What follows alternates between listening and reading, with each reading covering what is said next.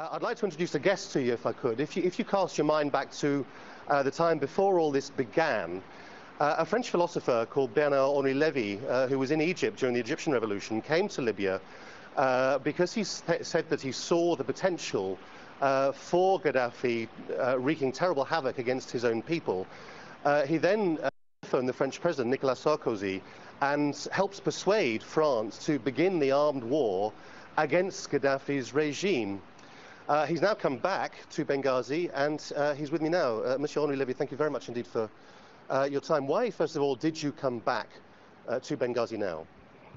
Just to continue my work of free spirit and to continue to defend, when I am back in France and in Europe, the values of this free city. I hear so many stupidities about Benghazi. That like what?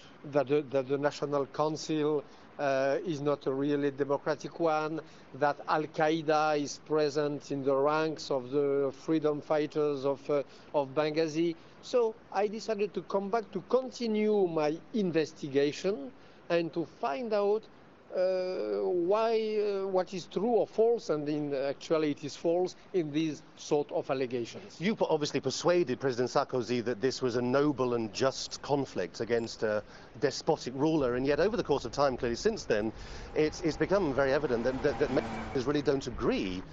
France obviously sides with Britain for once and America, but Germany doesn't agree about this. The African Union are in Tripoli tonight and possibly here tomorrow, and they are talking about talks potentially with Gaddafi, and so are Turkey. Have you been surprised by all these international divisions?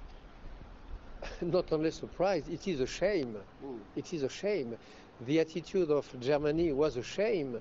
Those African countries who support Gaddafi is a shame.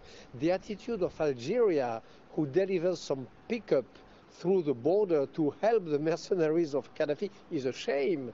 Those countries who send some dogs of war to fight against the free people of Libya is a shame. But you're not a politician. You're a philosopher, and you're not used to having to make, diplomatic statements and work one side off against the other. No. I mean, you must understand that people have entrenched interests, and some African countries are very close to Gaddafi. As a philosopher, I cannot understand how some states, and some states who were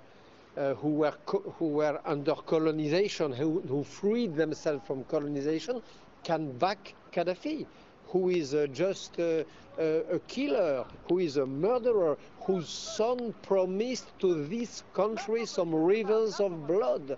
How can countries, noble countries of Africa, who again did win their own freedom against colonization, can back such a gang? This is for me absolutely really difficult to understand as a philosopher. You persuaded Monsieur Sarkozy that to go to war. Are you now talking to him from Benghazi about what's happening now? Clearly the rebels aren't winning. What's Monsieur Sarkozy's point of view at this point in time? Number one, I did not persuade him of nothing. I think he persuaded himself alone.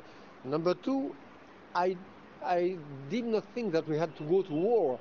I thought that we had to stop the war. It's Gaddafi who made the war against his own people. This is a story which happens here. The war of a state against its own people. This is what has had to be stopped.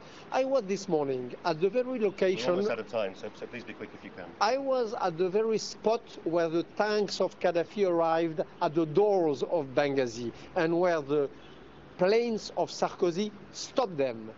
And you can see physically how the bloodbath was avoided at 1 minute, or 1 hour. Thank you very much for your time. The African Union delegation, we think, may come to Benghazi tomorrow. We'll offer you full coverage here on Live on Al Jazeera then. Gida, back to you. Thank you, Laurence.